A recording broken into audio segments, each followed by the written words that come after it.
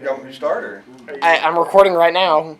You are? Yes. Well, that's great. All righty then. No, I'm Daryl. I'm thinking. I told him to come up with an interview question. I'm Daryl Sellers. Was staff sergeant in the Air Force. Got out in '92. Most of these guys called me Country, a nickname that I got in during Desert Storm, and I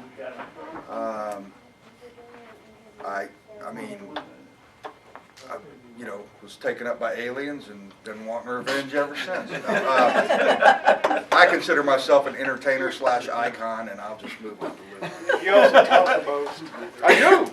You absolutely talk the most. I do. Now shut up. Okay, next, Lou. He's got a future here at the museum, too.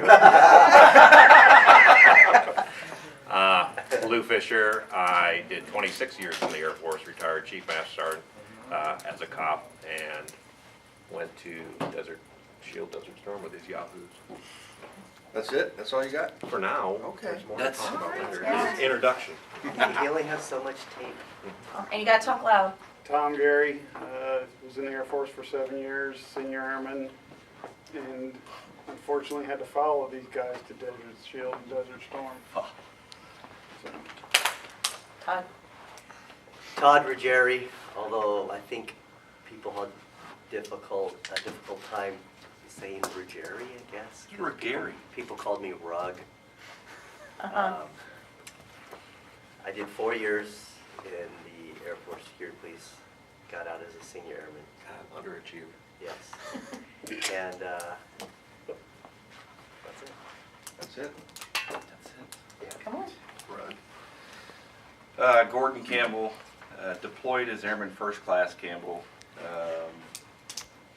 Did 23 years in the military, just retired this last October as a major. And loved every minute of it. And I'm enjoying being here and can't wait for tonight. Yeah. So do y'all remember when y'all deployed, like the day you deployed, and what were y'all thinking? This was the first time.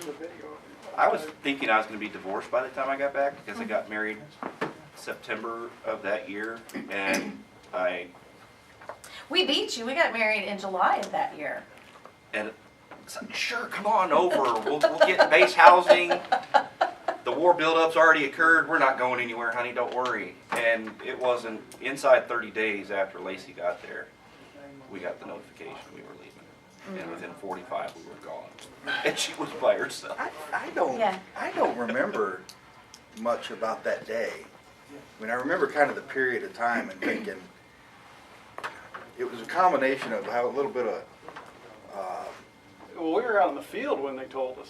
yeah, but I mean, that, like the actual day we deployed and stuff, and I remember the time frame, and there was a little bit of anxiety, a little bit of like Follow me. sort of a fear of the unknown kind of thing, but there was also kind of a sense for me anyway of I finally get to do Let's get it on. what I signed up to do, right? So let's get it on. Yeah. So yeah, that was me. I mean, it's just kind of that particular period of time was sort of a blur, except for the typhoon. Right. And I do remember the typhoon and the cleanup on Christmas Day that year, before we left the next day. I think a lot was the initial, it was the fear of the unknown, because it's, you have to put it in context, and that's what people can't understand today, is back at that time it was Desert Storm was the first conflict or war that we had after Vietnam. So everyone was going into it from the mindset of Vietnam. That was our frame of reference. So there was a definite pucker factor associated with that. And I think it got the best of some of the individuals. You look at the team we were just coming off a full legal, and then we found out we were going to go to Desert Shield with all this. In fact, we weren't even, at least I wasn't really tracking on what was going on over there because we were focused on Korea at the time. And then to get back and find out you're going again, and this time for real, and then they were hand-picking the team. So it's like, okay, we're going to take these people, we got to fill it out.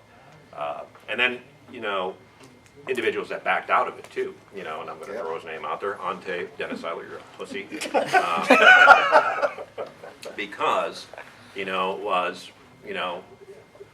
it's like what we signed up to do, and it's like, and you had individuals that you were scared shitless, you just didn't show it, but you had to work through that in your own head. And this guy was, Yeah, he was Joe, you know, let me put on the persona of being a badass, but when it actually came to doing it, he couldn't perform. And that's why I really don't like him at all. So when you left, did you know where you were going?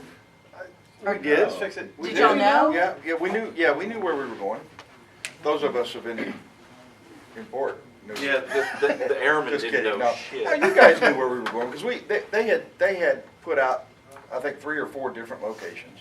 You may not remember, but One was they're like Egypt. At and- some Yeah. point, they probably told you you were going to the Middle East. I mean, so you Yeah, knew. that was the started first- start off with so Egypt. Yeah, we Egypt. started off with Egypt. The Yeah. second one was literally right on the border Yeah, oh, remember, yeah, 'cause that's when The people town were that really right started. overran. Yeah. of Kuwait Yep. and And Saudi. Iran right there at the interface there, and then we got. They did tell us we were going out. Now, I don't think any of us really kind of grasped exactly where it was and what we were going to be doing, but I do remember them saying we were going to Alcars. Yeah, but that's after we had all those different things, and I do remember when they were saying you're going right where the conflict was, and we're like, oh, great. I also remember the buildup.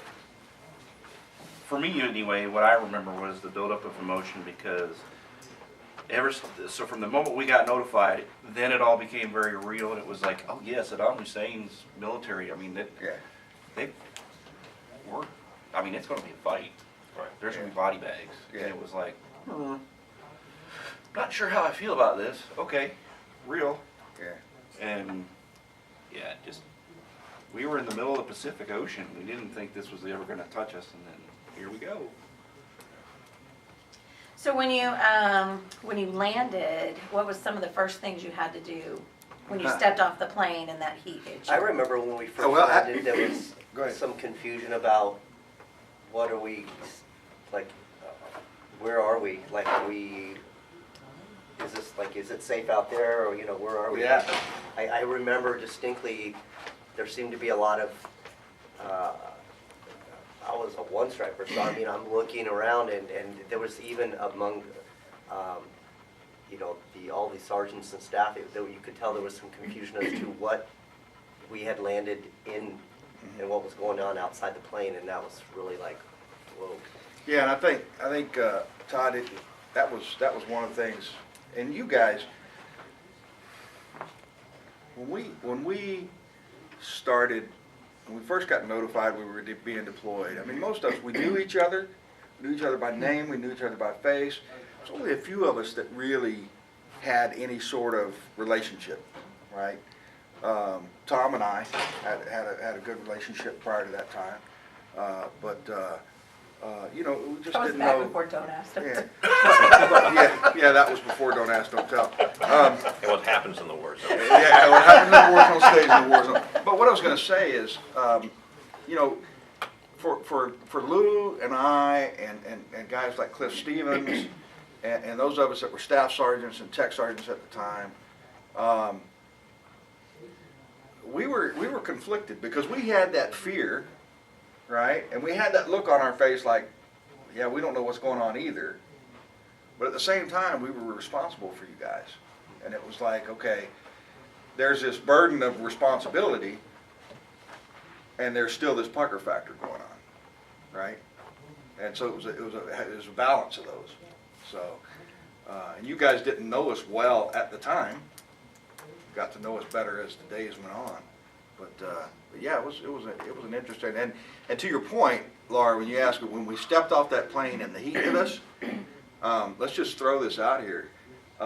It was cold as hell. Yeah. Oh, okay. Yeah, it was December 29th when we landed, Yeah. and it was in the evening, Sun was setting. and it was rather chilly when we stepped off the plane, and then when we got to our tents that night,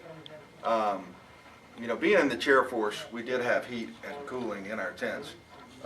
Don't tell the Marines and the Army that, but the bottom line is we got in there and it got down in the teens that night, and the power went out. So we were making good use of our mummy bags that night with our weapons there by our sides and trying to stay warm. think Lou and Tom cuddled up together. Well, I was gonna ask, I know, like, y'all and Cliff were in a tent together. How Yeah. was that determined? How do you determine who It was? wasn't an issue of that.